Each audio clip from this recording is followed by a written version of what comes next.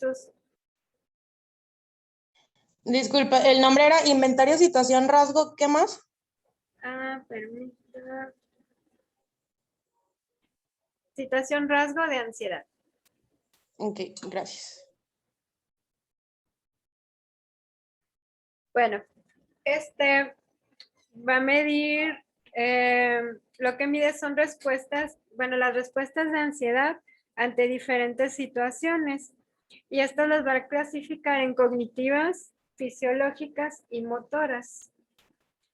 Y estas, a su vez, digamos, los resultados que nos va a arrojar es las situaciones en las que la persona presenta estas respuestas de ansiedad. Se clasifican en 4. Situaciones de evaluación, llámese a cuando la persona se encuentra en circunstancias en las que percibe que lo están evaluando o que lo están juzgando. A eso se refiere. Interpersonales. Esta se refiere a cuando interactúan con otras personas. Bueno, es que igual hay un detalle que sí se me presentó con el ISRA y ahí hay que analizarlo de acuerdo a nuestros pacientes. Porque en el ISRA vienen reactivos de, por ejemplo, cuando me relaciono con una persona del sexo opuesto.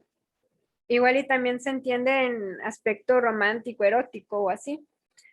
Pero también lo que me señalaban eran las personas que tienen orientación homosexual. Entonces a veces ahí tenemos que hacerles el cambio y hacerles la especificación, porque sí es un detalle que trae por ahí el ISRA. O también hay otro reactivo que habla de presentar ansiedad, por ejemplo, cuando viajan en avión o en barco. También se van a encontrar con que hay personas que nunca han viajado en ninguna de los dos medios, de esos dos medios de transporte. Entonces, pues ahí también es un reactivo que muchas veces nos van a puntuar en 0. El detalle con estos instrumentos que estamos viendo es que son muy sensibles. Esto se refiere a que incluso, digamos, si hay una respuesta errónea, por ejemplo, que se haya equivocado la persona o que la haya dejado en blanco o así, como quiera, sí nos afecta bastante los resultados. Entonces, por eso hay que tener mucho cuidado de cómo les explicamos y que le esté contestando adecuadamente, porque incluso por, digamos, 2 reactivos, entonces como que ya te cambia totalmente la gráfica. Situaciones fóbicas y también cotidianas. Esos son los resultados que nos va a arrojar. Son 22 situaciones y hay 24 respuestas de ansiedad. En total son 224 reactivos. Pero este instrumento, como mencionábamos ahorita, tiene una característica por ahí rara. Igual y no se alcanza a distinguir así muy bien, pero digamos, es nada más para especificarles qué es lo que tiene de raro y cómo tenemos que decirle al paciente que lo vaya contestando. Tiene 3 hojas. Ya ven que les decía que se divide en fisiológicas, motoras, cognitivas, fisiológicas y motoras. Aquí está la de fisiológicas. Son 22 reactivos. Este instrumento tiene 3 hojas, pero las 3 hojas tienen las mismas preguntas. Por eso es donde la gente se confunde. En las 3 hojas son las mismas 22 preguntas. Lo que cambia es la parte de arriba, que serían las respuestas ante la ansiedad. Por ejemplo, aquí estarían encaminadas a lo fisiológico. Pero ¿cómo se contesta? Ya ven que aquí están cuadritos en blanco y cuadritos en gris. La persona solo va a contestar en los cuadritos en blanco. Los cuadritos en gris no se llenan. Entonces lo que va cambiando y le tenemos que especificar a la persona porque es la manera en la que me he dado un poco a entender con ellos. Siempre les especifico, estas 3 hojas son, bueno, pueden parecer iguales, tienen las mismas preguntas, pero lo que va a cambiar son los cuadritos en gris y la parte de arriba. Entonces solo vamos a contestar en los cuadritos en blanco. Y voy a puntuar del 0 al 4, 5, del 0 al 5, que tanto se presenta esta respuesta en esta situación. Aquí está también nuestra manera de calificar, que sería del 0 al 4. Sí, del 0 al 4, perdón.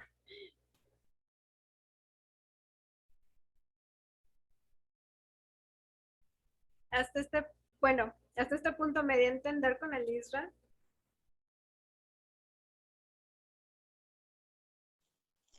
Sí. Sí, maestra. Sí, maestra. Bueno, Pregunta. ya cuando tenemos las 3 hojas contestadas, siempre verifiquen que no les llenen los cuadritos en gris, porque ahí es cuando sí lo tenemos que aplicar otra vez. Y como que a muchos nos ha pasado también. Entonces siempre les especificamos los cuadritos en gris, no los llenamos. Y de hecho también tengan cuidado cuando los imprimimos, porque en realidad yo también he batallado mucho para tener una buena impresión del ISRA, porque hay impresoras o copiadoras, ya dependiendo de cómo lo vayan a imprimir y así, que no les marcan bien los cuadritos en gris. Entonces ahí es donde batallamos y tenemos que estar diciéndole al paciente dónde está el cuadrito en gris. Entonces, procuren que tengan la mejor calidad posible, sobre todo este instrumento, porque es con el que más batallamos también por ese aspecto. También les vamos a mandar el Excel para ir capturando los resultados de cada una de nuestras hojas, y también en el Excel están marcados así los cuadritos. Están marcados en negro y en blanco. Obviamente solo llenamos los que están en blanco y pues ya al final nos arroja esta gráfica. Por ejemplo, la manera de interpretarlo es que esta persona pues tiene una ansiedad de moderada a marcada. Esa sería la ansiedad total. Tiene una ansiedad motora severa, que es provocada también por características cognitivas y tiene manifestaciones fisiológicas. Pero esta se activa en situaciones cotidianas y también cuando se siente evaluada. Este es el instrumento de la paciente que les mostré también del SCL, perdón, siempre me trabajo con esto, SCL.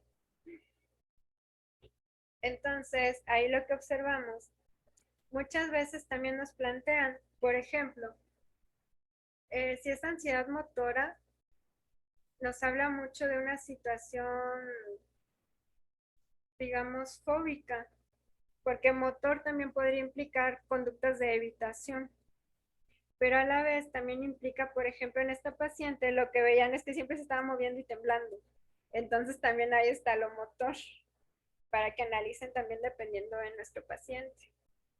Cuando nos puntúa muy alto en algo fisiológico, aquí va más encaminado a un trastorno de pánico o trastorno de angustia que le dicen también.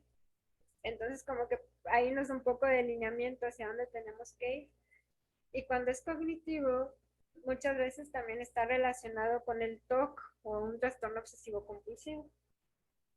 Entonces, para que tengamos en cuenta esto. Motor, pues encaminado a lo fóbico. Fisiológico, al trastorno de pánico. Y cognitivo, al trastorno obsesivo compulsivo. Ya dependiendo del paciente. Por ejemplo, aquí pues me daba también bajo en fóbica, entonces aquí la paciente obviamente no tiene una fobia, sino que va encaminado a lo que les decía de las conductas motoras de la paciente.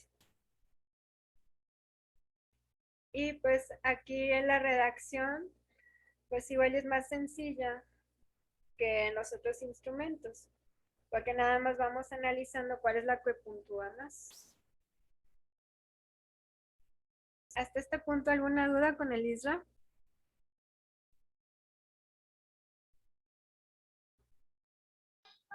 Bueno, Perdón, la fisiológica, ¿qué parte dijo que era? va encaminado a trastorno de pánico. No, el pánico. Ok, gracias.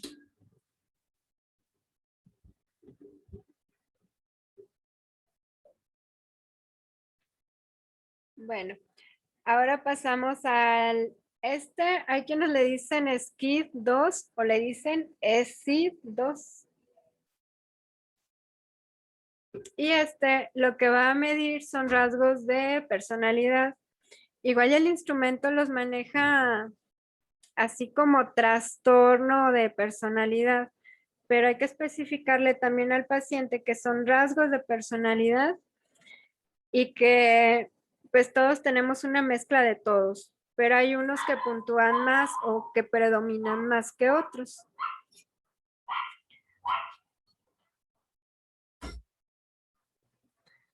Esta pues está basada en los criterios de DSM y pues solo digamos, es dicotómica. Ahí el paciente nada más marca si se presenta o no se presenta. Igual este instrumento está conformado por dos partes. Una es una entrevista semiestructurada y luego está el cuestionario de cribado, que es el que vamos a utilizar y es el que se contesta dicotómicamente, llámese sí o no. Y pues nada más es tipo preguntarle, bueno, está redactado de qué tipo le preguntas al paciente cada uno de los síntomas de cada trastorno. Entonces, es así como está diseñado. Y pues también nada más vamos a ir capturando en nuestro archivo de Excel. Entonces, por no vamos a batallar así tanto. Ya cuando capturamos, nos arroja esta tabla. Por eso les decía que aquí lo maneja como trastorno de personalidad y así, pero al paciente le especificamos que así se llama, pero estamos midiendo rasgos de personalidad. Y aquí vemos que obviamente tiene una mezcla de muchos, no nada más de uno solo, pero hay algunos que predominan y son los que vamos a tener en cuenta también para conocer también patrones de conducta de nuestro paciente. Por ejemplo, este es el mismo paciente. Aquí nos puntó alto en trastorno límite de la personalidad. Igual y también lo que he notado es que cuando tienen menos de 25 años aproximadamente o que andan por ahí de los 20, de 22 para abajo, por lo regular nos salen puntuaciones altas en trastorno límite de la personalidad. Pero muchos de ellos no tienen la conducta así tal cual, sino que como son adolescentes todavía, entonces tienen picos y también se les dificulta la cuestión de la regulación emocional. Entonces también para que no se me asusten, porque igual y a la mayor, bueno, igual a gran parte de nosotros no nos agrada mucho atender a personas con este trastorno porque sí son algo complicadas y nos tardamos más. Y por eso muchos de que ya nada más ven puntuado, por ejemplo, en este instrumento, trastorno límite y mejor lo derivo, ya no lo quiero atender ni nada. Pero no era que tuviera el trastorno, sino que es por la etapa de desarrollo en la que se encuentra. Y pues ya posteriormente se va equilibrando con los demás rasgos. Igual y donde también sí está bien marcado es con las personas a partir de 30 años, porque ahí nuestra personalidad pues ya está formada. Entonces, planteamos que es moldeable cuando tenemos menos de 30 años, pero ya de 30 años para arriba solo es influenciable. Digamos, solo podemos influir en ciertos aspectos, pero no lo podemos moldear, por ejemplo, con alguien menor. Digo, no lo podemos moldear como lo podemos hacer con alguien de menor edad. Entonces también, ya en adultos, pues sí nos va a salir más marcado uno que otro. Bueno, uno que otro. Y por ejemplo, aquí puntúa más alto, bueno, digamos que los que predominan es el de personalidad límite y el de personalidad por evitación. Y pues este paciente pues sí tenía la característica de la intensidad emocional y todo lo que les decía, pero también tendía a evitar las cosas, de que bueno, me enojo y todo esto hago el berrinche, mejor me voy o le sacaba la vuelta a las cosas. Entonces ahí ya tiene cierto grado de concordancia para que vean, vayamos viendo cómo lo vamos a integrar. Y pues el libro que les mandé bueno, que les vamos a mandar, perdón, de Vicente Caballo, ahí nos especifica, por ejemplo, como les decía, vienen todas las características cognitivas, conductuales y afectivas del paciente. Y también hay parte donde te explica los esquemas que ya tiene el paciente y pensamientos automáticos. Entonces ya es más fácil porque, por ejemplo, solo nos arroja esta gráfica, digo esta tabla, pero luego cómo la interpretamos o qué redactamos. Igual y lo que les sugiero es el ir también especificando conforme a lo que dice el manual de Caballo y también de acuerdo a nuestro paciente, porque hay cosas que obviamente el paciente no está presentando. Entonces, solo de acuerdo al que puntó más alto y ya conforme lo vean. Si, por ejemplo, hay 3 o a veces 4 significativos, entonces ahí analizamos los que tienen en común, porque hay, bueno, en trastornos de la personalidad, como que hay características comunes y conductas comunes, entonces son las que vamos tomando como algo significativo.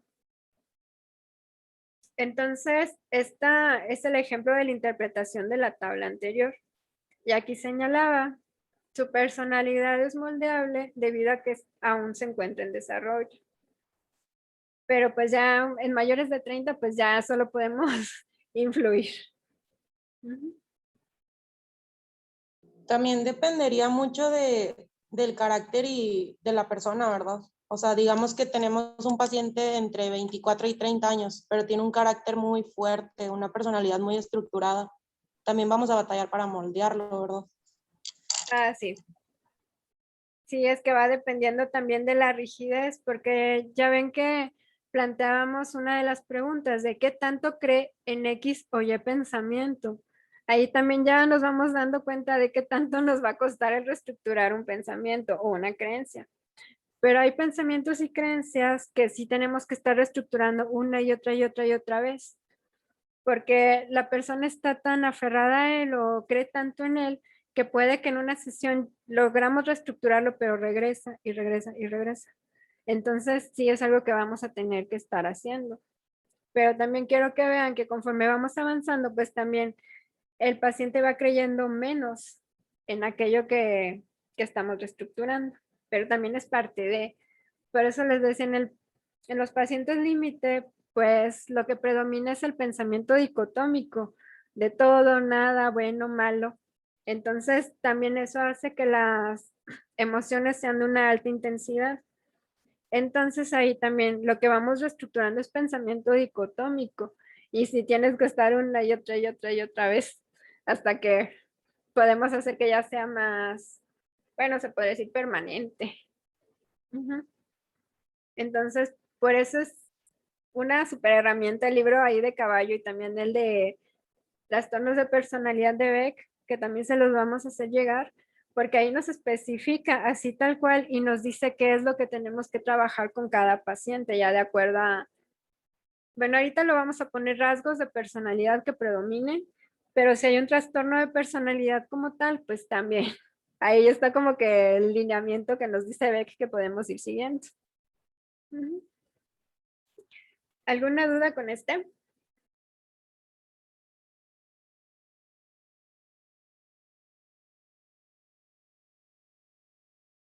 Bueno, igual y me voy a regresar un poco al arbolito.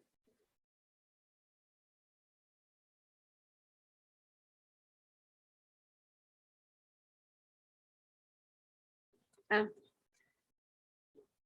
los instrumentos que ya vimos, los primeros evalúan la sintomatología clínica. El SCL, perdón, el ISRA y el BDI van aquí en la sintomatología clínica. Y el que acabamos de ver es el de rasgos de personalidad. Entonces ya nada más nos falta uno.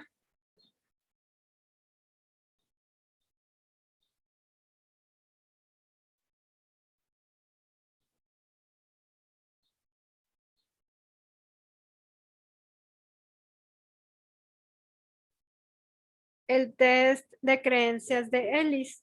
Por eso les ponía la clasificación la sesión anterior,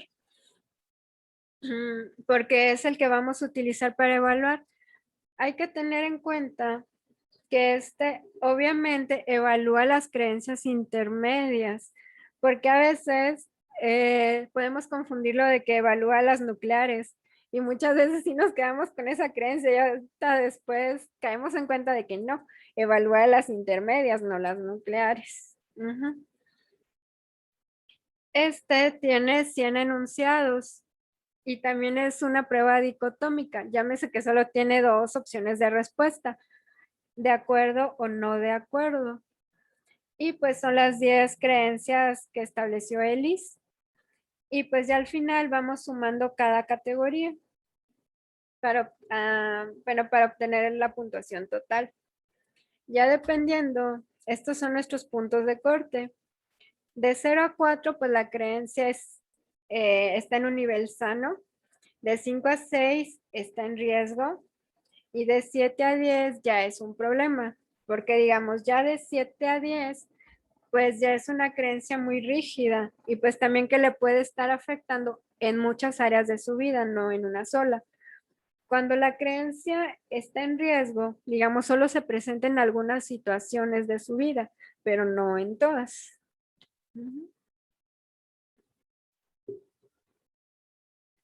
Ahora bien, aquí pues dicen que Ellis no se la complicó tanto para acomodar los reactivos, porque por ejemplo, todos los reactivos de 1 evalúan la primera creencia, llámese la 1, la 11, la 21, 31, 41, 51. Entonces son los ítems que vamos a sumar y aquí vamos a ir poniendo el total. Con la 2, también quiero que noten eso. Está 1, 2, 3, 4, 5 y 6 y así no la llevamos. De este no la tenemos automatizada, como que cada quien lo que vamos haciendo es, hay quienes lo suman así a mano y otros que igual y se facilita más de que lo sumo así en Excel, pero ya va a depender de cada quien, ya con las herramientas con las que contemos. Pero aquí para revisarlo es el detalle, porque hay ítems que tienen marcados en los cuadritos un solo asterisco. Entonces, en esas preguntas, si el paciente contestó estoy de acuerdo, entonces ahí es un punto. Ese vale un punto. Y así me la llevo. En lo personal, primero siempre sumo los de un asterisco, los voy puntuando, y ya luego los de 2 asteriscos. Porque cuando tiene 2 asteriscos, si el paciente contestó que no está de acuerdo, entonces ahí le pongo un punto. De lo contrario, pues valen 0 todos los demás ítems. No sé si me dio a entender con eso.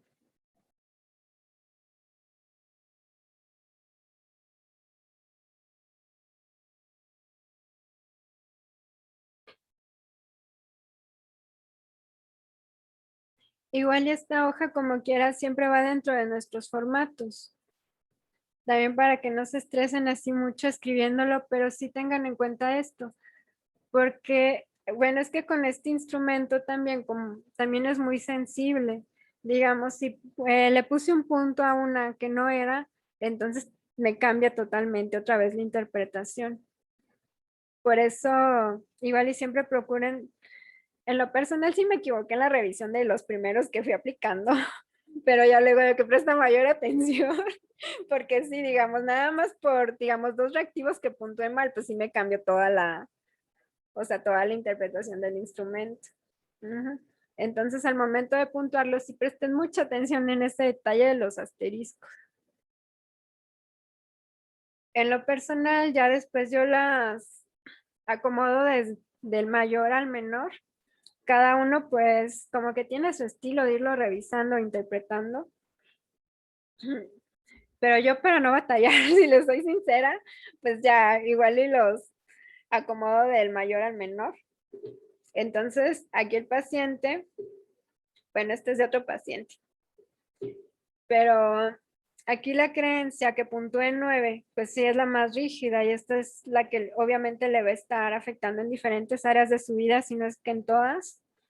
es que se debe de sentir miedo o ansiedad ante cualquier cosa desconocida, incierta o potencialmente peligrosa.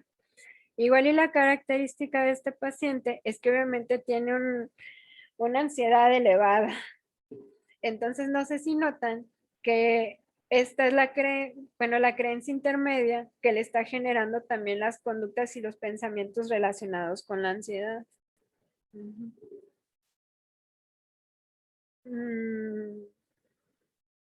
Entonces, es eso lo que quiero que noten. Y pues ya las que se presentaban en en algunas áreas, la referente a tener el cariño y la aprobación de los semejantes, pues también esta creencia estaba pues afectando en el sentido de que siempre tenía que estar obedeciendo, por ejemplo, todo lo que le dijera a su mamá. Esta era la característica del paciente. Incluso ya estando en universidad y viviendo fuera de la casa, como quiera siempre hacía todo lo que le decía a su mamá. Entonces era uno de esos problemas bueno, los problemas que relataba y que tomó como primordial para su tratamiento. O por ejemplo, esta cuestión de que ya no se puede cambiar de que el pasado influye en la determinación del presente. También por esto, igual y como el camino ya estaba trazado, pues entonces nada más seguía lo que le fuera diciendo su familia. Pero esto también le estaba afectando, porque si ella no cumplía con las reglas de la familia, le daba mucha ansiedad porque hizo algo malo, vil y perverso, y pues le entraban ataques de pánico, básicamente. Entonces también para que vayamos viendo cómo se van complementando los instrumentos. Y también podemos tener una visión más global de nuestro paciente.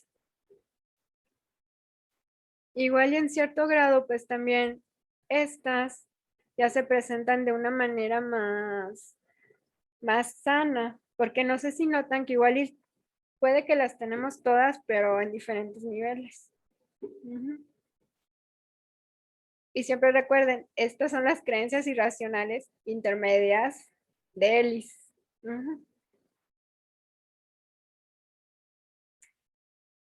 Este es un ejemplo de cómo yo lo redacto, también para que se den una idea, pero pues ya va dependiendo de nuestro estilo y de lo que queramos expresar. Pero lo que siempre me señalaban es de que, bueno, sí, pero dime en cierta manera en qué influye o por qué es importante el saber eso. Entonces aquí, pues obviamente estaba enfocada en complacer a los demás y la dificultad para tomar las decisiones. Pero quiero que noten que igual esas son las creencias intermedias que nos pueden generar este tipo de conductas. Igual y por ahí la creencia nuclear también de este paciente. Igual y lo referente a ser digno de amor y también la cuestión del rechazo o el abandono. Entonces, digamos, estas son las intermedias, pero la nuclear pues ya era lo encaminado al rechazo o al abandono.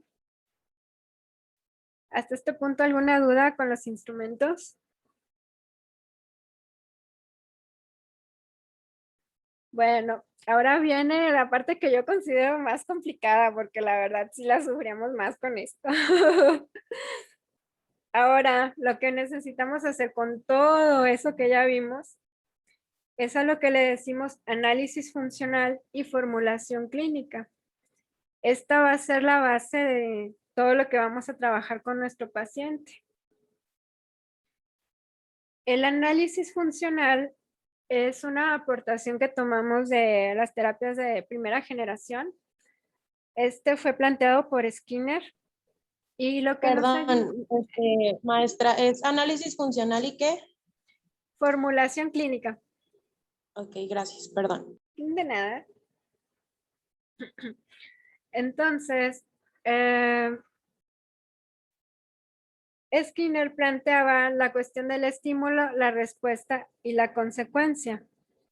Es eso lo que nosotros vamos a ir registrando en un esquema que ahorita les voy a pasar.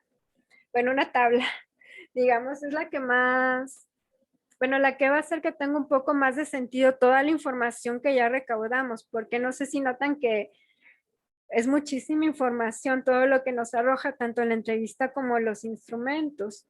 Entonces, esta es la manera de irle dando un orden y un sentido a lo que está sucediendo con nuestro paciente. Y pues es el método de descripción más útil y que más utilizamos en la psicología, sobre todo en la encaminada a lo científico. ¿Cómo es este análisis funcional? En el análisis funcional, igual y primero les enseño la tablita. Esta es la tablita del análisis funcional. Aquí tenemos antecedentes, respuestas y consecuencias. Dentro de los antecedentes vamos a hablar de antecedentes remotos y próximos. Los próximos se van a dividir en ambientales, físicos, cognitivos y conductuales. Bueno, esto ahorita lo vamos a ver poco a poco, nada más quería que vieran la tablita final que tenemos que llenar, porque ahorita les voy a explicar la parte de cada una. Pero la finalidad de la entrevista, sobre todo, es el llenar esta tablita. Por eso tiene esa división, digamos, tiene esas cuatro, bueno, no cuatro, tiene todas esas secciones nuestra entrevista. Y no sé si notan que cada pregunta va encaminada a que vayamos llenando este cuadrito. Por eso les decía que no me iba a poner de que llenen el formato de entrevistas y tal cual, sino que tengan en cuenta las preguntas que necesitan hacer para recaudar esta información, que es básicamente lo que viene en la entrevista. Pero siempre visualicen este cuadrito. Incluso hay quienes no utilizan formato de entrevista, sino que a veces nada más dibujan el cuadrito y lo van llenando mientras están hablando con el paciente. Entonces, eso va a ser a criterio de cada quien y al estilo de cada quien, ya conforme tomen sus notas o así. Pero nuestra finalidad de la entrevista es llenar este cuadrito. Entonces, ahorita me regreso a la diapositiva de antecedentes. Como les decía, hay antecedentes remotos y antecedentes próximos. Los antecedentes remotos, pero todos estos aspectos tienen que ir encaminados al problema en cuestión que el paciente eligió, obviamente. Los antecedentes remotos sería la historia clínica que viene en nuestra entrevista. Llámese la primera vez que le sucedió, en qué momento y en qué lugar y todo lo que le preguntamos acerca de la primera vez que le sucedió este evento que él quiere trabajar en su tratamiento. En los remotos tomamos como punto de partida que de un año hacia atrás son remotos. Los próximos, pues ya digamos, son los eventos más recientes, pero también pueden ser menores a un año, pero que estén relacionados con el problema que estamos trabajando con el paciente. Hay antecedentes ambientales, físicos, cognitivos y conductuales. Pero antes de decirles cada uno, siempre tengan en cuenta que en la primera columna siempre van los eventos o las situaciones de este carácter, que son los que provocan las respuestas del paciente, porque a veces es donde se nos dificulta de que si es un antecedente o si es una respuesta. Es que es ahí donde sufrimos. Por eso les decía, para mí es la parte más complicada. Entonces, digamos, en la primera columna solo pongo lo que está provocando, digamos, el detonante del problema del paciente.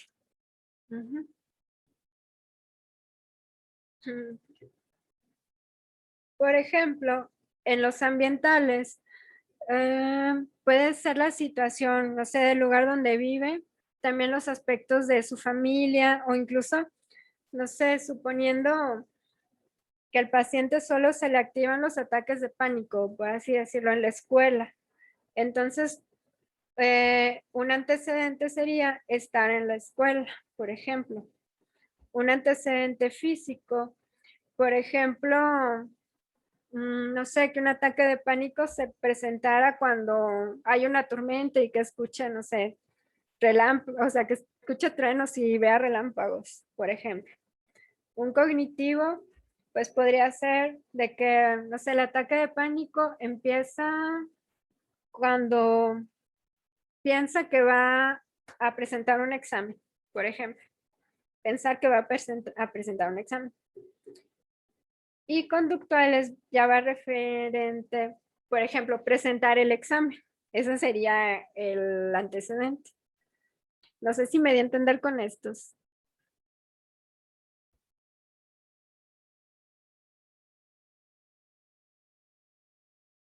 Bueno, hasta este punto, ¿vamos bien o hay alguna duda? Los físicos podría ser temblor, sudoración y todos ellos. A ver otra vez, es que no te escuché muy bien. En los físicos podría ser temblor, sudoración, todos ellos, dolor de cabeza.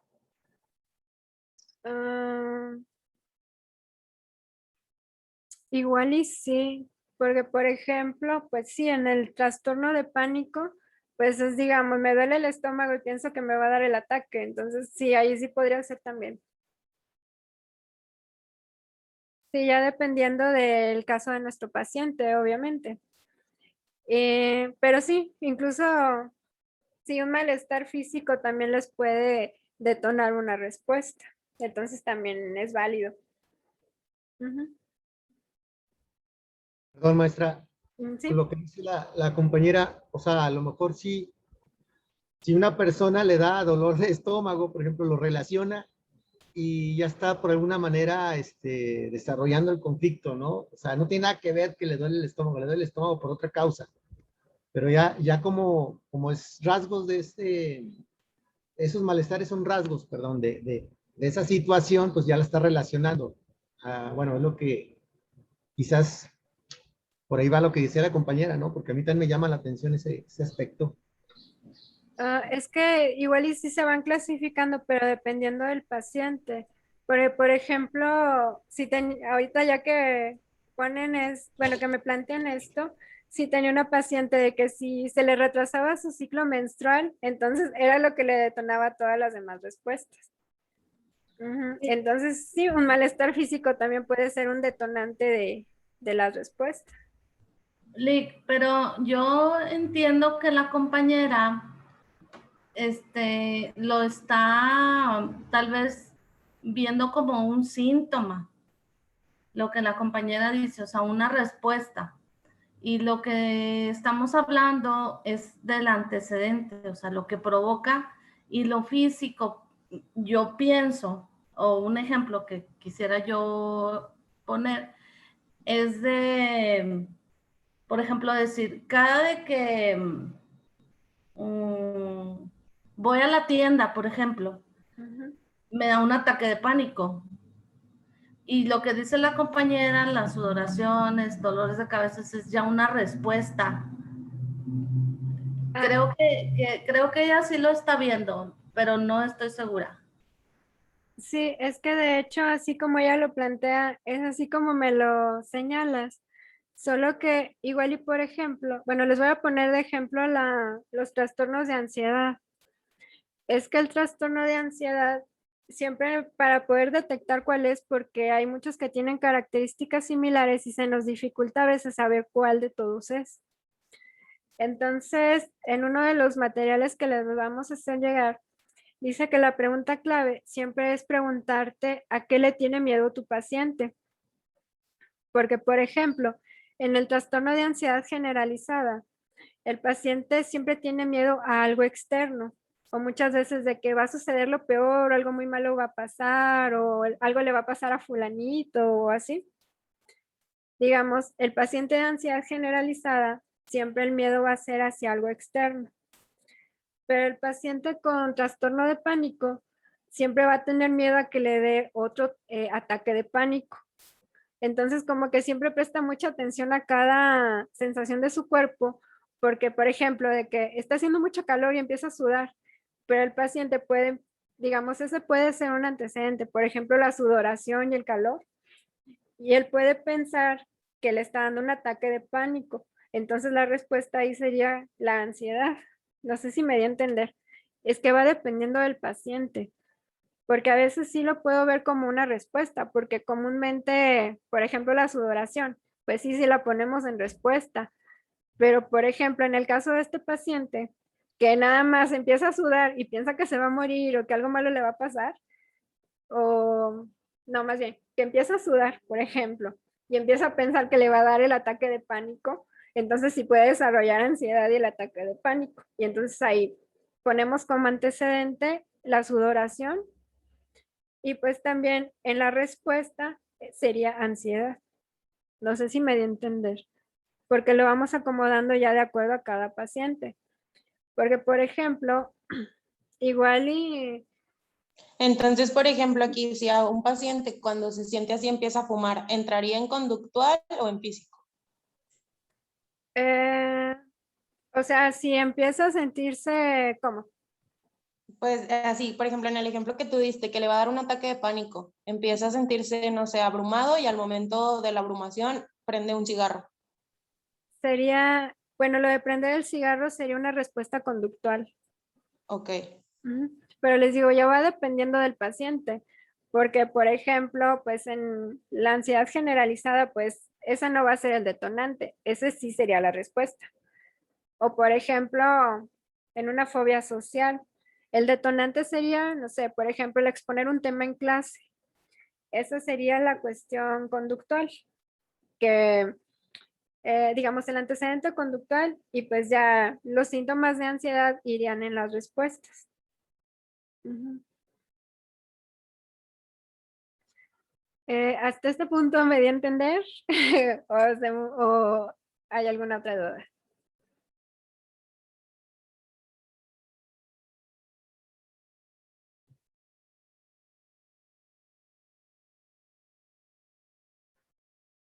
Bueno, lo que sí les puedo asegurar es que al principio sí nos confundimos y a veces clasificamos, bueno, revolvemos las características del paciente, pero quiero que noten que eso es algo que nos pasa, sino que es, bueno, a la mayoría, si no es que a todos, porque al principio sí nos genera mucha confusión el dividir la información así en tres partes. Disculpe que le interrumpa, maestra. Hay una persona que está en espera para que la acepten en la reunión. Ya, bueno, sí creo que ya le di a admitir. Ok. Ah, gracias.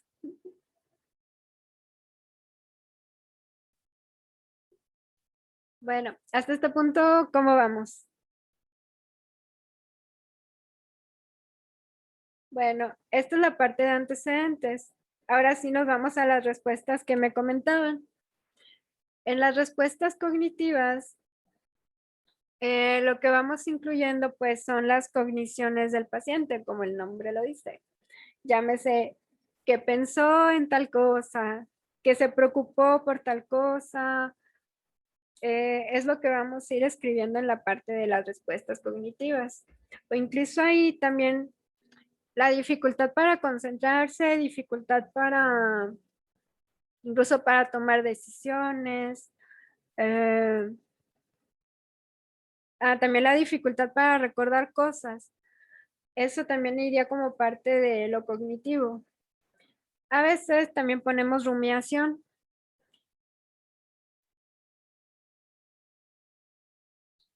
Porque también es parte de lo cognitivo, de que le esté dando muchas vueltas al mismo pensamiento. También lo vamos a poner en lo cognitivo.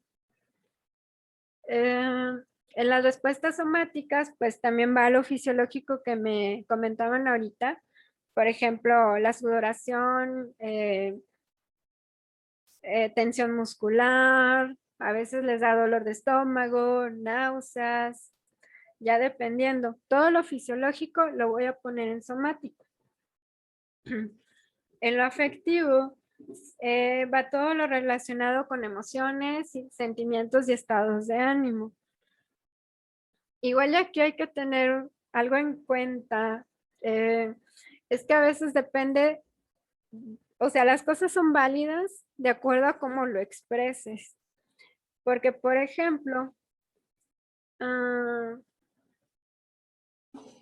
¿dónde pondrían si la persona dice, me sentí inútil o me siento inútil?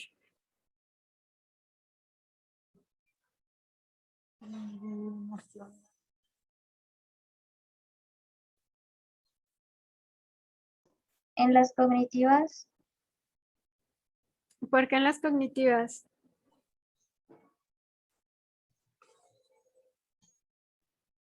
porque podrían ser sus percepciones y pensamientos irracionales. Ujú. Sí, de hecho va en lo cognitivo. Lo que quiero que vean es que a veces también es válido ponerlo en afectivo, dependiendo de cómo lo redacte. Porque digamos, a mí me lo tachaban, por ejemplo, si le puse en creencias, digo, en respuestas cognitivas, se sintió inútil o sentimiento de inutilidad. Entonces, si pongo esa palabra en cognitivas, pues entonces me lo supertachan. Incluso si era válido que lo pusiera en afectivas porque decía sintió, se sintió. Entonces, digamos, la palabra clave es pensar o sentir. Ya dependiendo de ello es donde lo voy a colocar. Ajá. Y tengan cuidado con cómo lo redactan, porque digamos, una sola palabrita ya era para que me lo supertacharan. Ujú. Y pues en las conductuales son las conductas manifiestas, como me decían ahorita, bueno, fumar, o a veces hablamos de conductas de evitación, de que huyó, salió, aislamiento o aislarse, también va dentro de lo conductual. Ujú. Hasta este punto me he dado a entender cómo vamos.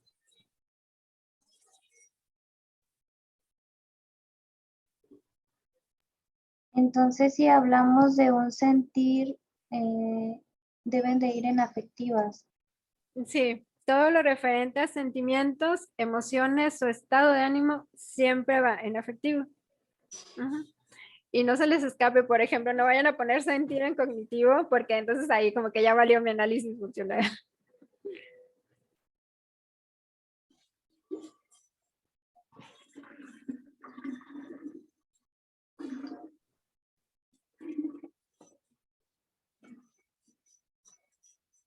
Bueno, en la última columna ponemos las consecuencias a corto y largo plazo. Aquí pues ya ponemos lo que está sucediendo con el paciente ya con base en las primeras dos columnas. Por ejemplo, muchas veces de lo que llega hablándonos el paciente es de las consecuencias a corto plazo. Porque digamos, no, pues es que ya se quedó sin trabajo, lo despidieron por tal situación o rompió con su pareja, por ejemplo.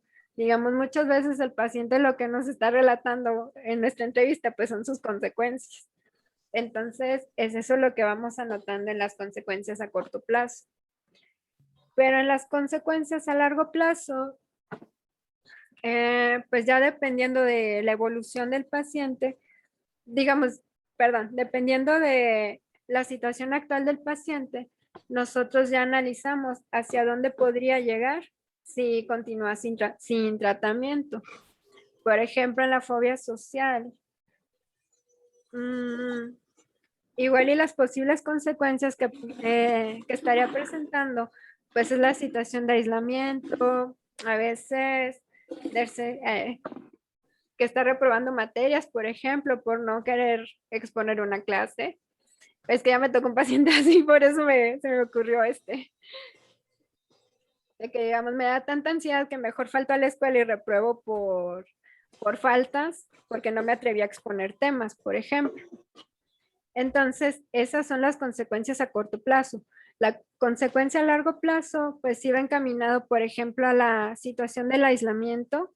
Muchas veces, pues el aislamiento también le puede producir un aspecto depresivo y pues también la deserción escolar. Si continúa, por ejemplo, sin recibir tratamiento y el problema se va haciendo todavía más grande, pues sí es probable que incluso abandone la escuela, por ejemplo.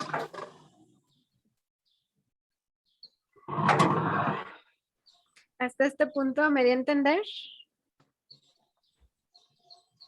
Sí.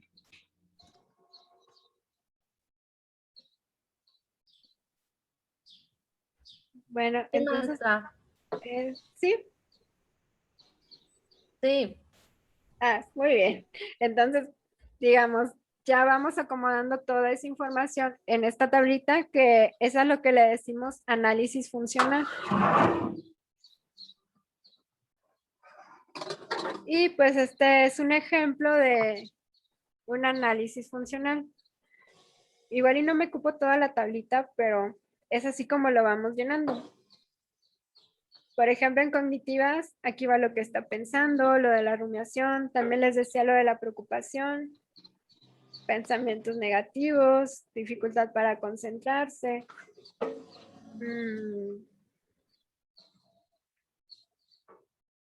Este es el ejemplo que les decía. Por ejemplo, aquí el antecedente, el retraso de su ciclo menstrual. Y pues también le generaba preocupación de que no iba a poder tener hijos. Entonces, les planteo ya dependiendo de nuestro paciente es como vamos clasificando la información.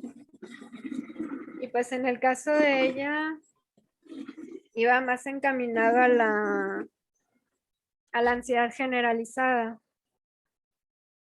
Pero digamos, a largo plazo, incluso podía desarrollar agorafobia porque también ya no quería ir a la escuela, por ejemplo.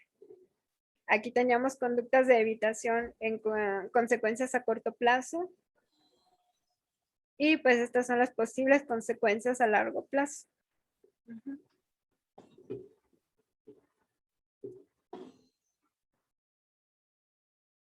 Bueno, hasta este punto, ¿cómo vamos con el análisis funcional?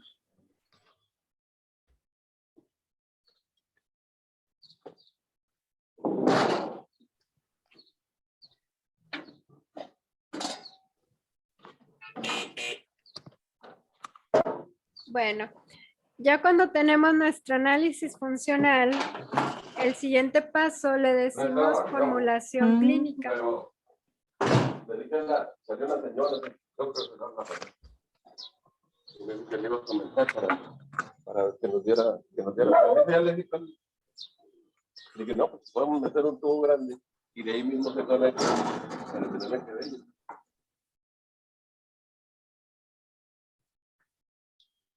Ay, perdón, es que no sé qué le moví aquí. Quería sacar la pizarra. No sé si saqué a alguien.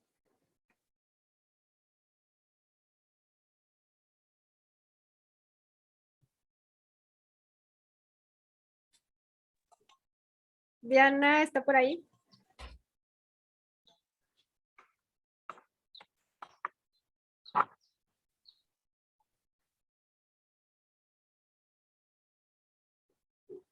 Bueno, ahorita lo que vamos a hacer es la formulación clínica.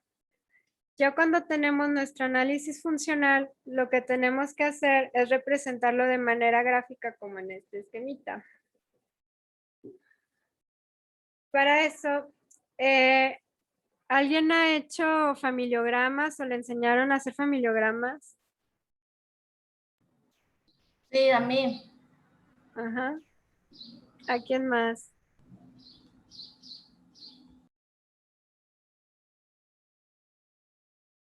Bueno, les pregunto de los familiogramas porque esto es muy similar.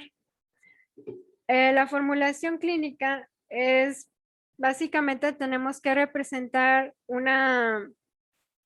tenemos que compilar y poner toda la información que tenemos de nuestro paciente. Y pues esto le decimos que es una manera ideográfica, llámese en forma de esquema o de manera gráfica.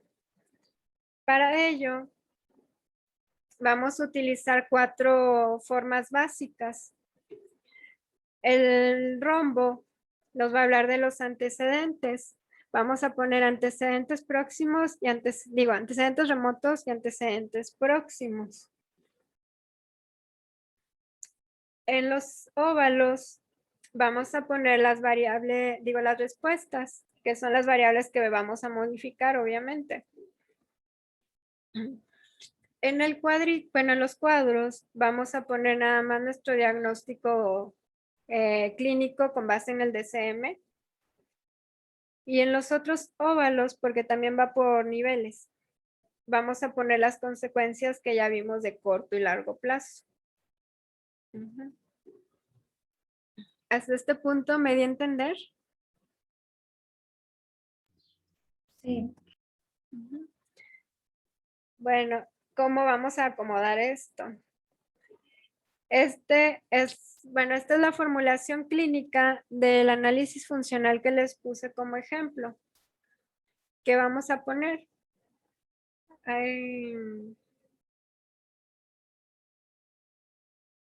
Igual y aquí me acabo de dar cuenta de que me equivoqué. Le cambié la formita. Ay, permítanme. Bueno, aquí tenemos los antecedentes remotos. En esta parte también tiene que ser un rombo, porque son los antecedentes próximos. Lo que quiero que vean es que de las pruebas que aplicamos, tengo los antecedentes remotos que los tomamos también de la historia clínica del paciente. Estos antecedentes ocasionaron la creencia intermedia que está aquí en el siguiente óvalo.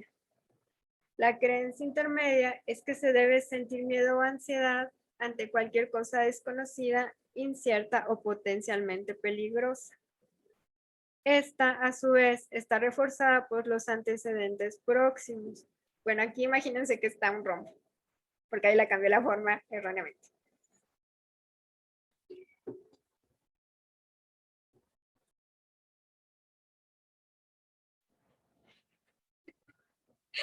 Bueno.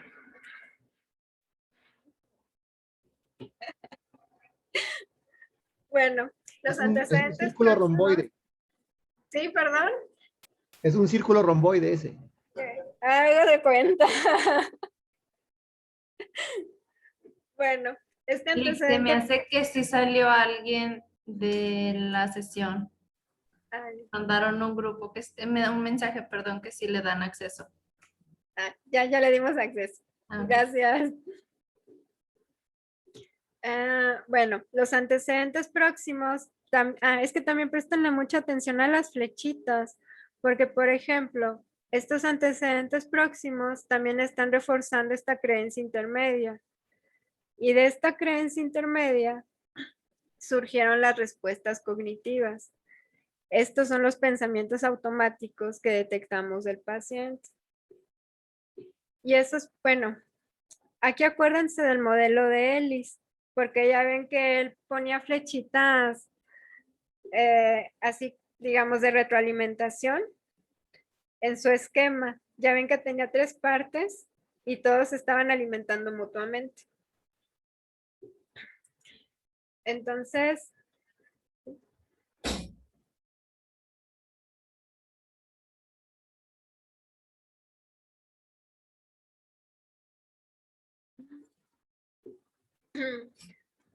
de aquí de las respuestas cognitivas, que serían los pensamientos automáticos del paciente, se derivan las respuestas afectivas. Llámese que siente miedo, ansiedad, estrés, tristeza, nerviosismo. Y estas también generan las cuestiones somáticas. O incluso, y también se alimentan mutuamente. Es lo que quiero que vean. Aquí la paciente pues tenía dolor de cabeza, le daba colitis, gastritis, sensación de ahogo, también bajo de peso y también siempre traía la tensión muscular. Y esto, a su vez, también iba generando las respuestas conductuales. Y estas iban encaminadas a buscar noticias e información de enfermedades, porque ahí, como les decía, por ejemplo, el retraso en el ciclo menstrual, también empezaba a buscar todo este tipo de cosas. Y pues también dentro de las que más le afectaban es que también evitaba salir por temor a los peligros y todo esto que ella traía en mente. Ya cuando compilamos todo esto, son los síntomas del trastorno de ansiedad generalizada. Entonces, digamos, aquí voy colocando lo que yo considero también que va reforzando mi diagnóstico clínico.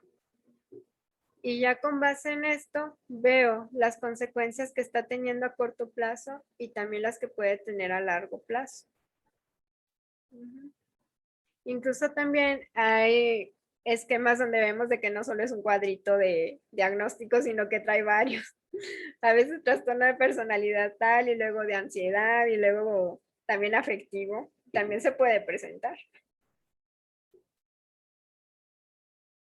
Hasta este punto me di a entender con la formulación clínica.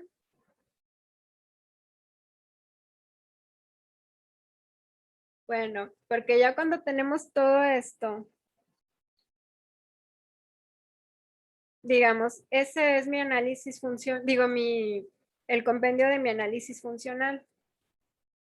Luego, también para reforzar, porque esto lo vamos a ir incluyendo en nuestros informes, buscamos los modelos cognitivos. Por ejemplo, aquí el modelo cognitivo de la ansiedad generalizada, para yo poder explicar qué está sucediendo con mi paciente. Aquí el modelo dice que a temprana edad desarrolla esquemas referentes a las amenazas que se activen en ciertas situaciones. Ahí está nuestro antecedente remoto, que ya estuvimos viendo al paciente. Luego, esto le provoca síntomas, pensamientos automáticos que le generan la incapacidad de afrontamiento. Luego, empiezan también a maximizar o minimizar, o también las distorsiones cognitivas que se generan son la de inferencia arbitraria, maximización, minimización. Y esto es lo que nos produce la activación emocional y conductual. Para eso es el super esquema que hicimos y el cuadrito y todo eso. Para también ya buscar un modelo en el cual basarme para comprender lo que sucede con mi paciente. Pero siempre busquen los modelos cognitivos, porque son con los que trabajamos nosotros, obviamente. Por eso les decía que Beck es el que ya tiene así como que todo establecido, porque este es el modelo de Beck. Aunque hay de diferentes autores, pero siempre procuren que sean modelos cognitivos. Ya con todo esto, elaboramos nuestro informe clínico. Dentro del informe clínico, en la parte inicial en datos biográficos, pues ahí ponemos los datos personales del paciente, nombre, edad, ocupación. Igual y sí también es importante saber su situación laboral y a qué se dedique todo esto, y lo ponemos en nuestros datos generales. En biográficos son datos generales. En problemas y objetivos, ahí enlistamos los problemas iniciales que nos dijo el paciente. Pero en los objetivos ya vamos poniendo lo que vamos a trabajar nosotros con el paciente.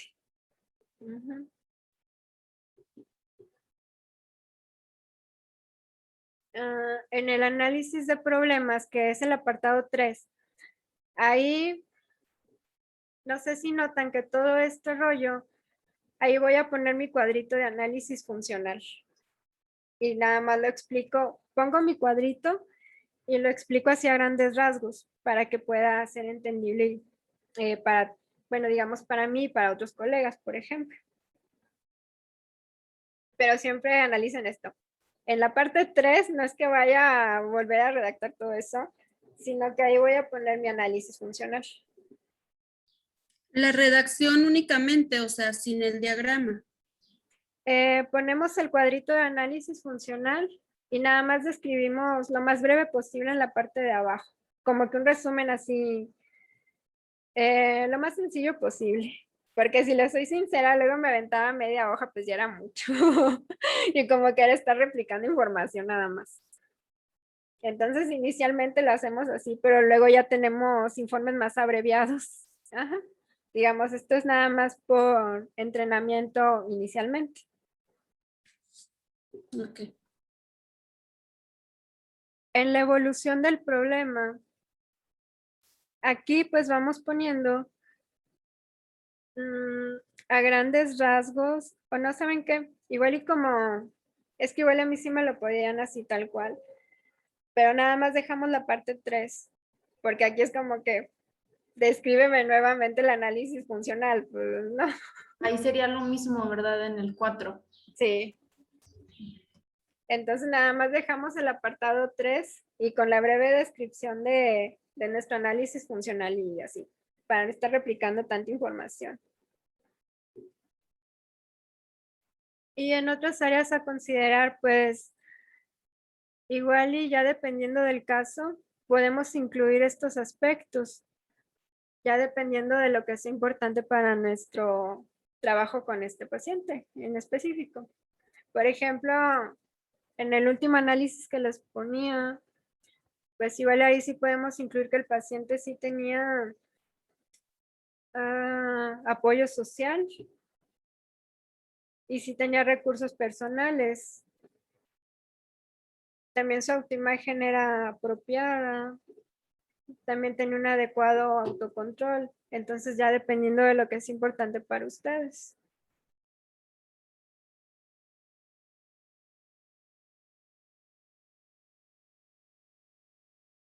En el número 6, ahí pues ponemos nuestro diagnóstico clínico. Según el DSM, bueno, aquí especificábamos 4 TR, pero vamos a poner obviamente el 5. Igual al inicio sí ponemos también la lista de los síntomas que concuerdan con el paciente para ir, digamos, desarrollando el ojo clínico y ya posteriormente vamos a ser más específicos. En la formulación del caso, pues aquí va el esquema que acabamos de hacer de la formulación clínica. En las hipótesis de mantenimiento va el modelo que les decía. O sea, pongo el modelo cognitivo de la ansiedad generalizada y pues ahí describo cómo aplica en mi paciente en el contraste de hipótesis. Digo, en las hipótesis de mantenimiento.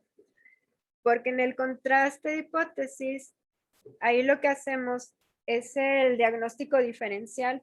Porque, por ejemplo, ahí tengo que descartar, pues no es un trastorno de pánico por tal y tal motivo, no es una fobia social por tal y tal motivo. Entonces, eso es lo que ponemos en contraste de hipótesis. Lo que descartamos, obviamente. En los objetivos de tratamiento, aquí igual y nos vamos a centrar, les voy a sugerir el libro de Beck, el de trastornos de personalidad de Beck, y el que les vamos a mandar de formulación de casos, porque ahí ya dependiendo de la situación, bueno, del diagnóstico del paciente, nos ponen los objetivos que tenemos que tomar en cuenta para el tratamiento de nuestro paciente. Y los vamos a acomodar de acuerdo a la situación y a la prioridad que tenga para el paciente. Y vamos a agregar los que consideremos necesarios. Pero igual y les doy ese manual porque también nos puede dar un lineamiento y podemos irlo acomodando y también saber qué le vamos a agregar o le vamos a quitar, ya dependiendo del caso. Y el plan de tratamiento va en el número 9. ¿Cómo le hago para aguantar? Es que no puedo.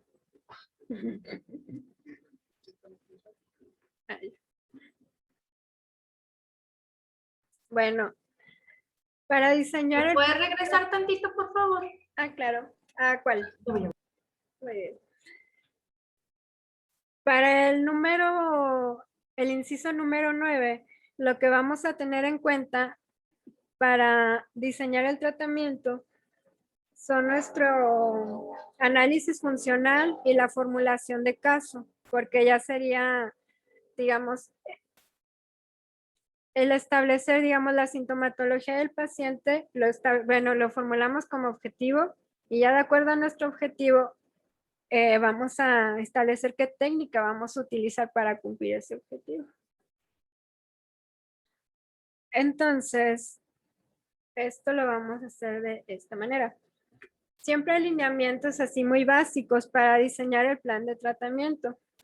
Para ello, utilizamos técnicas fisiológicas, cognitivas y conductuales. Y le agregamos una parte de psicoeducación y otra de prevención de recaídas. Siempre el primer objetivo en nuestro cuadrito de plan de tratamiento va a ser psicoeducación, Y el último cuadrito siempre va a ser prevención de recaídas. Entonces ahí ya tenemos el inicio y el final al menos. Ajá. Entonces, este es un ejemplo de un plan de tratamiento. Ya de acuerdo a los objetivos que yo enlisté en mi informe, también los voy a poner en este cuadrito, ya en cada una de las celdas. Y en la parte de enfrente voy a ir poniendo la técnica que voy a aplicar, la técnica o técnicas que voy a aplicar para el paciente para conseguir, bueno, que voy a aplicar en el paciente para conseguir ese objetivo. Por ejemplo, aquí hablamos la primera parte que dice conocer el problema, trastorno presentado. Esa es la psicoeducación y también la podemos empezar cuando le damos los resultados de su evaluación al paciente. Siempre en la primera sesión, como les decía, hacemos entrevista. En la segunda hacemos la evaluación. En la tercera le entregamos al paciente sus resultados. Obviamente no le damos este informe, como que a grandes rasgos se lo explicamos. Y a veces utilizamos el arbolito que les decía, porque lo que le planteamos al paciente, de que bueno, es que detectamos que tales pensamientos, tal y tal y tal y tal, desarrollaron tales y tales y tales rasgos de personalidad, pero que debido a X o Y circunstancia ya nos generan, por ejemplo, esta situación de ansiedad y todo lo que nosotros ya vimos. Y ya cuando le explicamos eso, le decimos, bueno, y nuestro plan de tratamiento va a ser este. Y también le damos el aproximado del número de sesiones. Hay quienes le ponen una columna extra antes de objetivos y ahí le pones el número de sesión. Yo en lo personal no se lo pongo, porque ya dependiendo del caso es lo que nos vamos tardando. Pero siempre el estándar son 10 sesiones en cognitivo conductual, pero pueden ser menos o pueden ser más de acuerdo a lo que estemos trabajando con el paciente. Por eso dice que está limitada en el tiempo, porque sí le tenemos que dar un aproximado. Bueno, el primero es la psicoeducación, que sería conocer el problema del trastorno presentado. Y por ejemplo, aquí sería pues un tratamiento encaminado a un ataque de pánico. Entonces, siempre en ansiedad empezamos por enseñar al paciente la desactivación fisiológica, digamos, para que comience a controlar todas estas sensaciones que le ocasionan la ansiedad. Y pues para eso podemos aplicar respiración lenta o técnica de relajación de Jacobson. Y así no la llevamos, ya dependiendo de lo que vamos a trabajar con nuestro paciente. Igual y las técnicas ya las vamos a ver en las siguientes sesiones, porque digamos, son como que las piezas que nosotros vamos a ir acomodando ya de acuerdo a lo que vamos necesitando con nuestro paciente. Hasta este punto, ¿me da de entender? ¿Hay todavía alguna duda?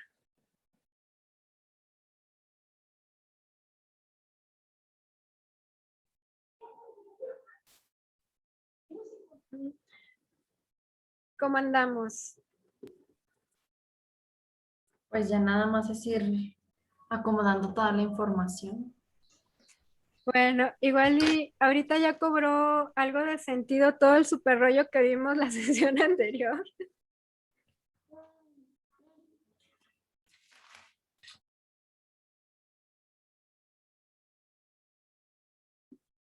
Bueno, igual ya aquí está otro ejemplo, ya dependiendo del caso y también de cómo lo redactamos. Bueno, este es el plan de tratamiento para el paciente que vimos en el análisis funcional y en la formulación de caso. Igual y se nos plantea que para una persona con ansiedad generalizada, también una de las cuestiones que hay que abordar es que en ellos se presenta mucho la intolerancia a la incertidumbre, digamos, y también como una tendencia a querer controlar todos los aspectos porque no soporta la incertidumbre. Entonces, dentro de nuestros objetivos, pues también va esto. Y pues para ello aplicamos también solución de problemas, automonitoreo y control de estímulos. Es que incluso para un solo objetivo, pues a veces necesitamos de los 3 tipos de técnicas, o a veces uno, o igual y 2 fisiológicas, por ejemplo, porque para disminuir la activación fisiológica, pues también la utilizamos para el pensamiento, que lo vamos a ver, una técnica de respiración lenta, 911, y el entrenamiento en relajación. En alterar las metacogniciones desadaptativas, pues aquí va la reestructuración cognitiva y la solución de problemas. Para reducir el comportamiento evitativo, pues utilizamos terapia de exposición, ensayos conductuales, y aquí van estrategias interpersonales. Entonces, digamos, esto también lo podemos fundamentar con los manuales que les vamos a ir proporcionando. Este está basado en el libro de formulación de casos clínicos que les vamos a proporcionar. Entonces, también para que no se asusten, así como que no vamos a empezar, o sea, no estamos haciendo cosas desde cero, sino que ya seguimos lineamientos que están establecidos, obviamente. Bueno, igual ya ahorita vamos a tomar ya nuestro segundo break. Ya después del break vamos a hacer también sesión de preguntas y respuestas, ya para posteriormente enviarles la evaluación como en la sesión anterior.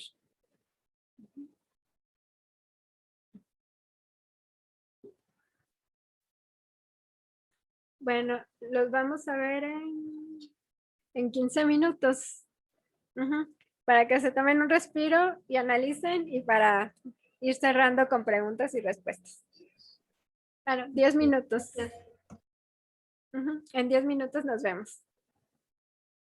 Gracias, maestra. Gracias.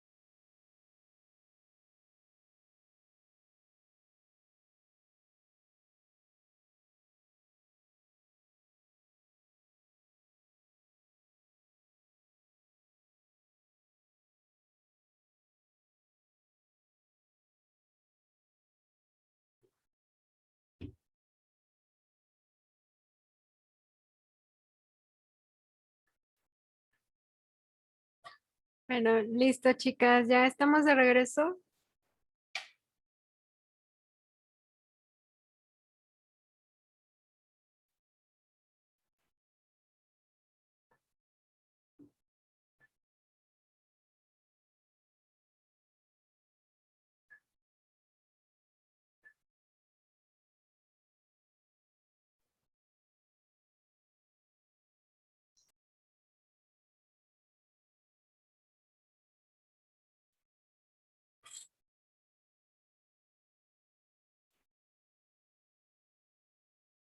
Bueno, igual y vamos dando inicio a preguntas y respuestas.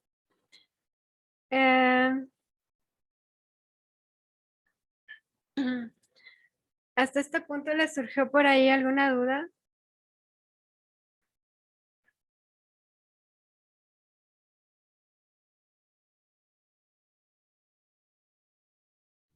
Yo tengo duda en las respuestas, en la que venía cognitivas, somáticas, afectivas y conductuales. Tengo duda en la de cognitivas. Ujú. ¿Cuál es tu duda? Ya ve que viene pensamientos Ujú. útiles, inútiles. Bueno, es que digamos, es una manera como de ejemplificarlo, pero digamos, son todos los pensamientos y creencias que nosotros estemos detectando en el paciente. Por ejemplo, déjame ver.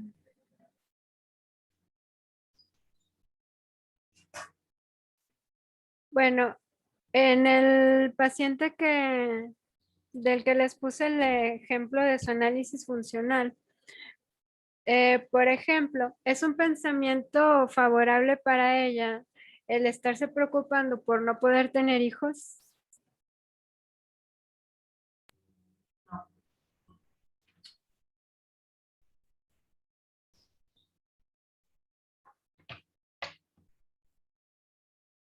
¿O cómo lo perciben ustedes? No es favorable, creo yo. Ujú. Entonces, igual a eso se refiere. Digamos, todos aquellos pensamientos que le están generando consecuencias a corto plazo a mi paciente. O igual y también el pensamiento de que no tiene el control de sí misma o la preocupación de enfermarse.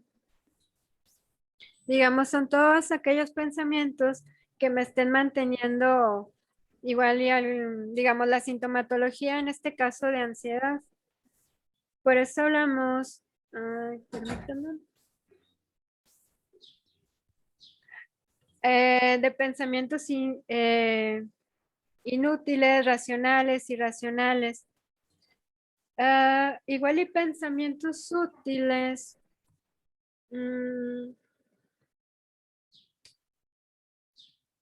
Pues igual y ya depende. No, igual y nos vamos a centrar en los pensamientos inútiles o en las creencias irracionales, las distorsiones cognitivas, porque es eso con lo que vamos a ir trabajando. Porque, Porque por ejemplo, si ella- nos enfocamos en el pensamiento inútil y pues sí, ¿verdad? Lo negativo porque es el problema.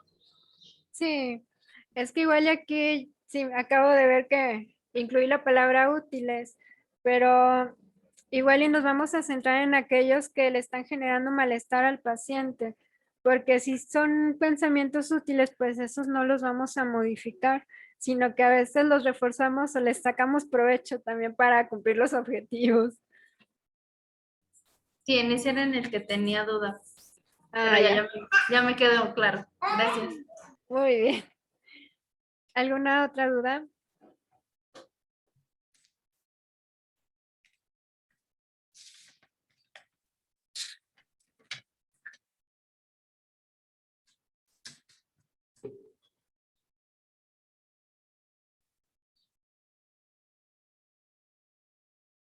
¿Cómo andamos? Igual y la misma pregunta que les hacía hace rato. Igual y ya cobra algo de sentido todo el super rollo que que vimos la sesión anterior y también parte de esta.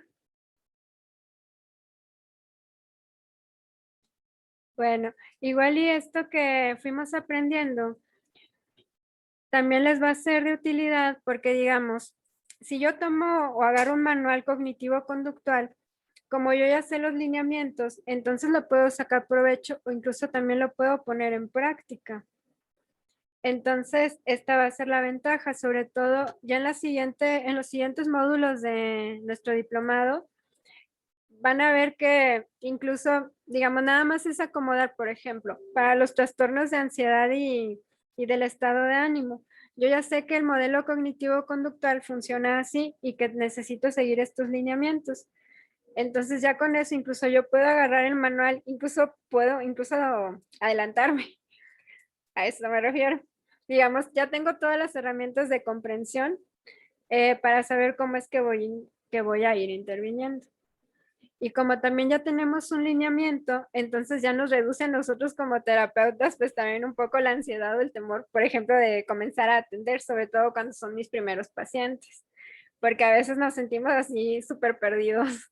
Igual en las primeras sesiones hasta nos da miedo, pero digamos es también para reducir la incertidumbre de nosotros de no saber qué hacer y pues también para ir trabajando en ir practicando, obviamente, como les decía.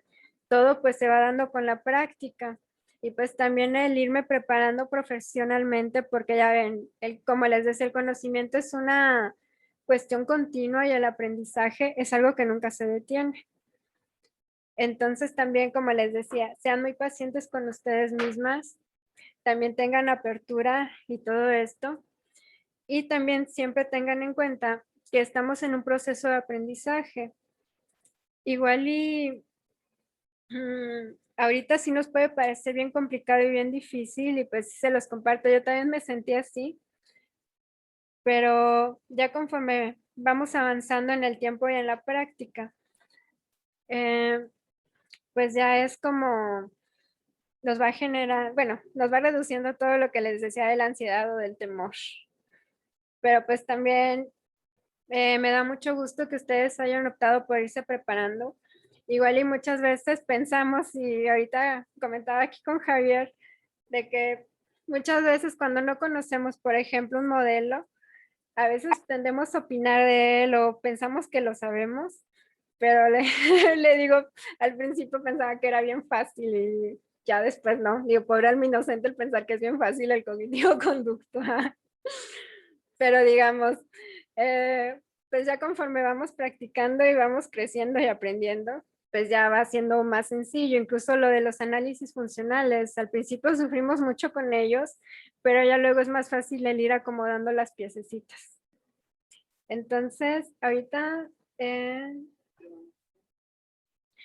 ya no hay más preguntas, chicas.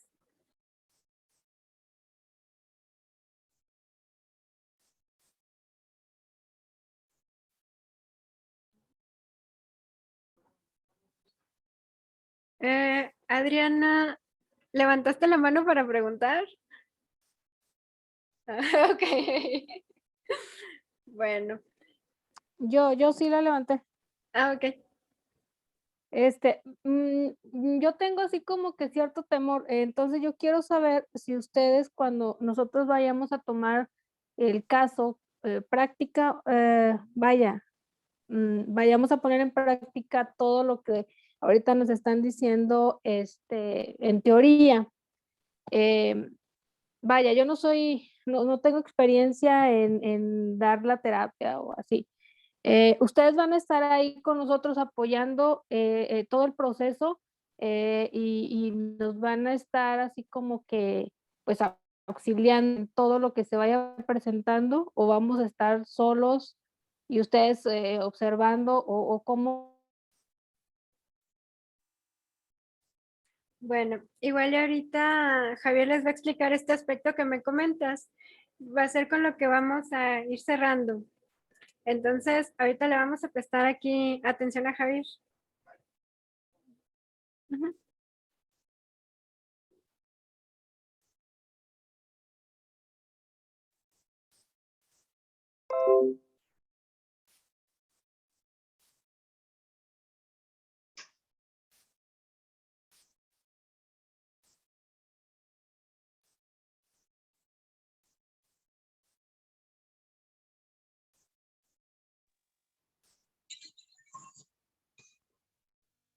¿Me escuchan? A ver, ahí.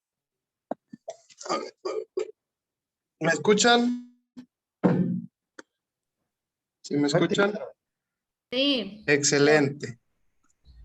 Sí. Bueno, para responder la pregunta de la compañera Diana, el curso está planteado para que ustedes en el segundo módulo, es decir, a partir de la sexta sesión, tomen un caso práctico, ¿sí?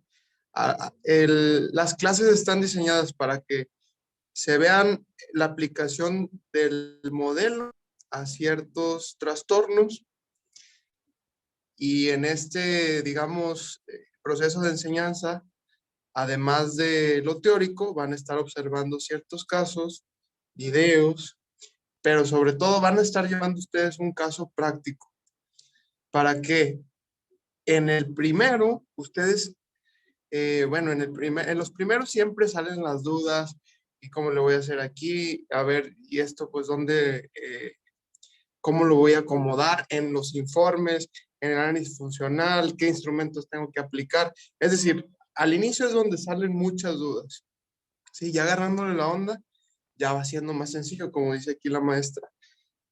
Obviamente siempre vamos a estar con ustedes. En sesión, ¿no? ¿Sí? En sesión van a estar ustedes solitos, ¿sí? Van a llevar su proceso de la mano de supervisiones, ¿sí? Les digo, el segundo módulo van a tener un caso, van a tener un mes para estar viendo a ese paciente, para estar preguntando en clase, para estar preguntando en las mesas de trabajo. Las mesas de trabajo están justamente diseñadas para eso, para que nos reunamos todos los que estamos aquí y a lo mejor Magda nos diga, "Oh, no, pues mi paciente trae estos síntomas, estos pensamientos, no sé si son intermedios, no sé si son nucleares, ¿dónde los pongo? Alguien ayúdeme, alguien tiene un caso similar", y así vamos a ir construyéndonos entre todos. ¿Sí? Obviamente va a estar el titular de cada sesión o de cada materia, si lo quiere ver así, guiándonos, pero entre nosotros vamos a ir construyéndonos en las mesas de trabajo, para eso son. Una vez que saquemos todas esas dudas, en el tercer módulo, es cuando ya nos toca, ahora sí, ver pacientes a destajo, como quien dice, ¿sí? O sea, vamos a tener muchas horas prácticas, no digo para equivocarnos, pero sí para aprender, ¿sí? Que no me gustaría que fuera, no, pues, pues al cabo mis primeros pacientes me voy a equivocar, ¿qué tienen? Pues no, ¿verdad? Son vidas y son personas que, pues no podemos jugar con ellos. No sé si les hice este comentario ya, pero hay un dicho ahí que dice, los médicos ven a sus errores, no, los médicos entierran a sus errores, los psicólogos los vemos andar. Entonces, no podemos darnos ese lujo, ¿verdad? Entonces, hay que aprender mucho en la parte teórica. Desahoguen sus dudas en estas sesiones de preguntas y respuestas, no se queden con nada. Si queda ahí algo, pueden escribir un correo. ¿Sabe que no estoy entendiendo esto? Métase a los manuales, métase a los libros que les dimos en las memorias. Cada sesión les estamos enviando un nuevo material. Revíselo, ¿sí? Tiene estos dos módulos para aprender, para sacar dudas, porque en el tercer módulo ya vamos a lo bueno, ¿sí? Entonces, en el tercer módulo van a estar viendo sus pacientes y por semana van a tener una supervisión aproximadamente. Cada 7 sesiones ustedes tienen una supervisión. Entonces, depende de ustedes cada cuándo van a tener esa supervisión. De preferencia es que en la semana tengan 7 pacientes y en la semana tengan una supervisión. Pero eso pues depende mucho de sus tiempos, de cuántos pacientes lleguemos a conseguir y de cómo se acomodan nuestros horarios. Y bueno, eso lo iremos viendo conforme a la marcha.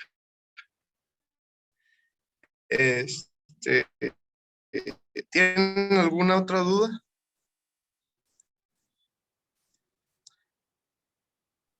Yo entiendo el temor de la compañera Diana. Yo entiendo tu temor, Diana. Pero la ventaja es que si tú vienes a ver los pacientes aquí al consultorio, que es lo que se pide, aquí siempre hay un psicólogo. Si no estoy yo, está la Lic Idalia, está Lic Arcadio, está la maestra Rosario. Hay siempre alguien que nos puede apoyar si se nos atora algo o en casos emergentes hasta podemos pausar la sesión y por favor échenme la mano, ¿qué hago aquí? No puedo controlar al paciente. Que no suele suceder con mucha frecuencia, ¿verdad? No se asuste, ¿sí? Pero lo que yo quiero decirle es que estamos aquí para intervenir si es necesario, ¿sí? Pero no es necesario que se alarmen ni que se asuste. Estamos aprendiendo y vamos a estar apoyándole en todo momento. ¿Sí? ¿Alguna otra duda? Gracias, Javier. ¿Dudas, preguntas, comentarios, aclaraciones, sugerencias? ¿Cómo les pareció el audio el día de hoy? ¿Ya mejoró? Ya mucho. Perfecto. Perdón, Javier, yo Entonces, nomás quiero, ¿sí? solamente quiero decir que también a la compañera Diana, que estamos aquí también, a lo mejor estamos aprendiendo todos, pero que también estamos aquí para apoyarnos entre nosotros, ¿no? Que quizás sí hay algo que yo no entienda o que pueda compartir con ella, pues que exista también esa confianza entre nosotros, ¿no? Quizás somos, no sé, 12, 13 participantes, pero podemos hacer entre los 13, entre los que seamos, o sea, un equipo, un conjunto para entre todos también desarrollarnos, entre todos también salir adelante. Ya claro, aparte también con la presencia y el apoyo de ustedes, de maestros, de guías, ¿no? Pienso yo que sería un equipo y una bastión impenetrable, ¿no? Para cualquier problema o cualquier conflicto. Entonces, sí mantener pues ese ánimo, porque yo también comparto un poco ese cierto temor de la compañera Diana, pero pues bueno, también como lo dijo también la maestra Dalia, ¿no? Es algo normal, es un proceso normal porque nos estamos enfrentando a una situación nueva o incluso a una forma de trabajar. Entonces, pues mantener el ánimo, ¿no? Y reiterar esa confianza entre todos, ¿no? Gracias. Así es, Emanuel. Y es la idea, ¿no? De estos cursos, además de aprender para ya ejercer profesionalmente la terapia, hacer redes de apoyo entre los profesionistas, ¿sí? Apoyarnos entre nosotros, conocernos, echarnos la mano. Sí, a veces somos muy envidiosos los psicólogos, pero aquí no, aquí somos compartidos, aquí nos echamos la mano y estamos para apoyarnos, ¿sí? Si tienen dudas, si tienen comentarios, por eso mismo ya abrimos el grupo de WhatsApp para que puedan comentar. Al inicio no estaba abierto por cuestiones de que iba a servir solamente para comunicados. Ahorita ya pueden usarlo si se quieren preguntar, si se quieren ir a reunir, ahí a comer unos tacos, conózcanse, digo, ya está relajando un poco esto de la pandemia y por lo mismo estamos viendo la posibilidad que el módulo 2 sea presencial. Obviamente esto pues se los vamos a consultar en su momento porque se los habíamos planteado semipresencial, pero bueno, estamos ahí viendo esta otra posibilidad para que también pues haya un mejor aprendizaje, que al final del día es necesario tener enfrente al instructor y que nos explique y que nos haga caras y que, ¿sí?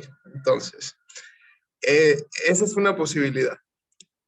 Ya para finalizar, si no hay otro comentario, ¿todo bien?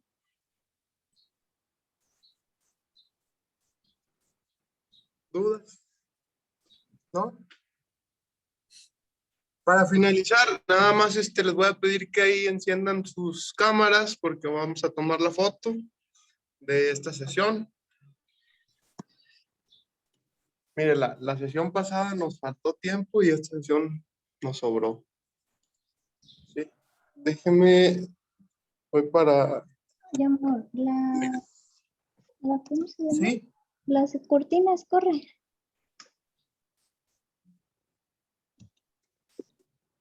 ¿Cómo?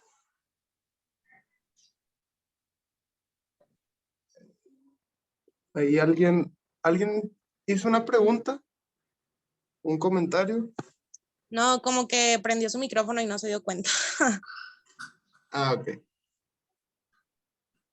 Ahí va, déjenme tomar las fotos. ¿Listas? ¿Listos?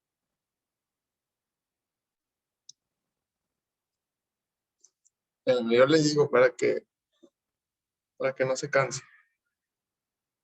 Espérenme. Ay, es que desde acá. Desde aquí. Ahí está bien, está bien.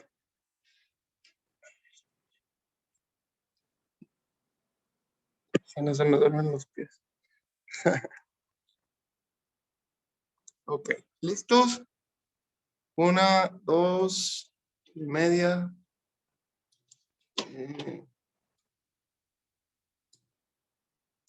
Listo. Una más. Espérenme. 1, 2, 3. Ay, no, es que... Última. 1, 2. Listo. Muy bien. Les agradezco su tiempo. Les vamos a estar compartiendo la evaluación de esta sesión. Les compartimos los instrumentos para que los vean. Imprímalos. Yo les recomiendo que los imprima para que los toque, los palpe, los observe, los conteste usted mismo y se pueda evaluar. Y también ahí surjan dudas. A ver, ¿cómo voy a hacerle aquí? ¿Cómo se contesta? ¿Cómo le explicaría yo al paciente que conteste esto? ¿Sí? Entonces haga ese ejercicio, imprímalos. Es muy importante tenerlos físicamente, aunque sea una vez. ¿Sí? Es muy distinto el contacto con el material virtual al físico. Entonces, imprímalos, revise los manuales que les vamos a enviar y cualquier duda, ya sabe que nos puede escribir al grupo o escribirnos un correo o venir aquí al instituto y estamos para aclarar. Si viene, nada más nos avisa para agendar un espacio y estamos aquí para apoyarles. ¿Sale? Bueno, que tengan muy buena tarde. No se les olvide enviarme la evaluación antes de que termine el día de hoy. Muy buenas tardes. Gracias. Provecho. Gracias, Adiós. buenas tardes. Gracias, maestra. Bye, Lick.